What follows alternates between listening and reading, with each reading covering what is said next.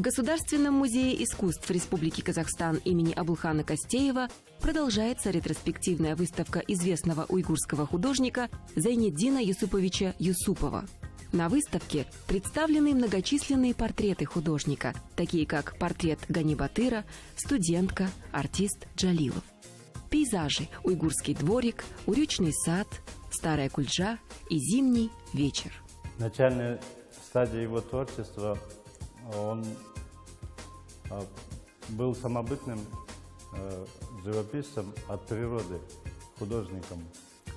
И первые годы творчества прошли его в Урумчи. Он изучал природу, любил природу. И благодаря дару рисования он все это излагал на бумаге, на холстах.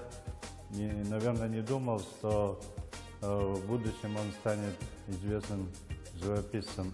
Был бы рад видеть всех гостей Алматы, жителей нашей культурной столицы. Мы еще раз приглашаем вас посетить эту выставку.